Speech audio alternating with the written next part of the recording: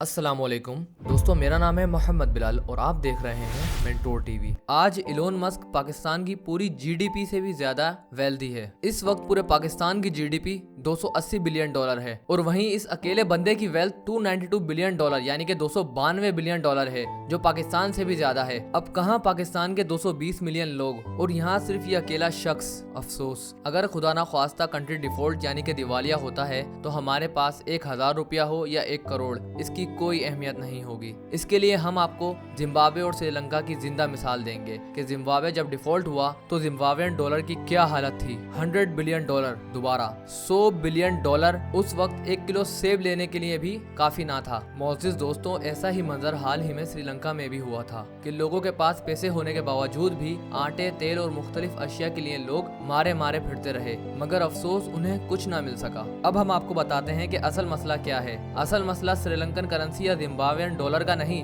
असल मसला ये भी नहीं कि आपके पास पैसे हैं या नहीं, बल्कि यहाँ मसला अमेरिकन डॉलर का है, क्योंकि पूरी दुनिया का निज़ाम अमेरिकन डॉलर से चलता है। चंद माह पहले श्रीलंका के साथ ये हुआ कि इनके पास डॉलर खत्म हो गए थे, इसलिए पेट्रोल का बहरी जहाज श्रीलंका आया, मगर डॉलर ना होने की वजह से वो जहाज वापस चला गया और मुल्क में बहरान आ गया, क्योंकि फैक्ट्री, बड़े इदारे, तकरीबन पूरा मुल्क ही पेट्रोल और डीजल पर चलता है। और यही वजह थी कि कारोबार बंद होने की वजह से पूरा मुल्क बेरोजगार हो गया। भूख और बधाई की वजह से ऐसा बहरान शुरू हुआ कि इसके असरात आइंदा आने वाले चंद सालों तक नजर आएंगे। लेकिन दोस्तों, पाकिस्तान कभी डिफॉल्ट नहीं होगा। जी बिल्कुल, पाकिस्तान का कभी दिवालिया नहीं निकलेगा किसी भी हाल में। मैं बताता हूँ कैसे। मैंने एक शख्स से सुना था जो 40 से 50 साल के दरमियान में था। उसने कहा, देखो पाकिस्तान डिफॉल्ट था, डिफॉल्ट है और डिफॉल्ट रहेगा। उसने कहा कि मैं 30 साल यानी 1990 से ही सुनता आ रहा हूँ कि पाकिस्तान अब डिफॉल्ट हो रहा है, पाकिस्तान के पास पैसे बिल्कुल खत्म हो गए, पाकिस्तान के पास 1 हफ्ता बचा है, पाकिस्तान के पास 4 दिन, 1 महीना बचा है।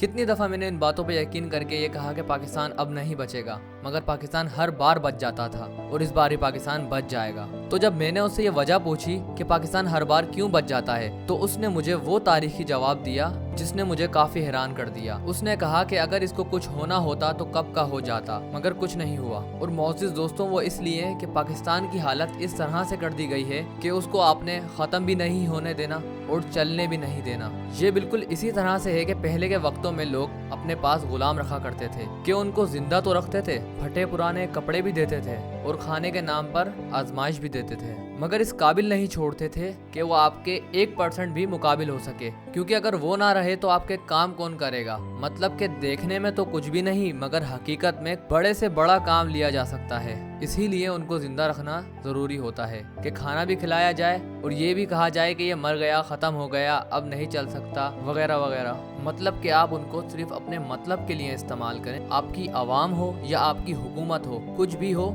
सब रगड़े में आएंगे और आप इसी तरह कल भी डिफॉल्ट नहीं होंगे।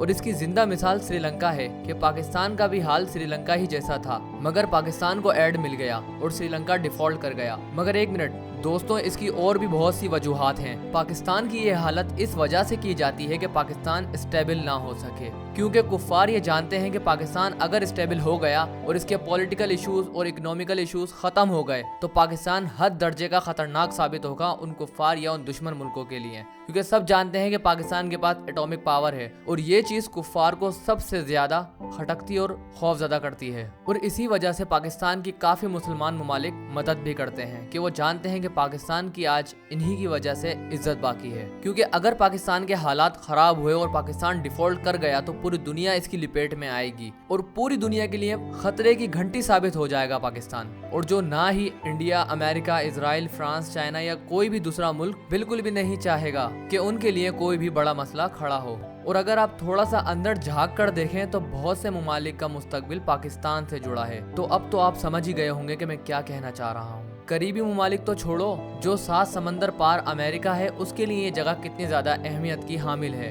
अब आखिर में ये कि पाकिस्तान की आवाम पर डिपेंड करता है कि आगे क्या होगा हमारे साथ। पाकिस्तान का मुस्तकबिल पाकिस्तान की आवाम के हाथ में है, ना कि हुक्मरानों के हाथ में। वो सही कहा है किसी ने कि लातों के भूत बातों से नहीं मानते। वीडियो अच्छी लगी हो तो हमारे चैनल मेंटोर टीवी को सब्सक्राइब करें ताकि मजीद मालूमाती वीडियो आप तक बआसानी पहुंच सकें। बाकी वीडियो को लाइक और शेयर करना ना भूलें ताकि दूसरे भी ये बात जान सकें।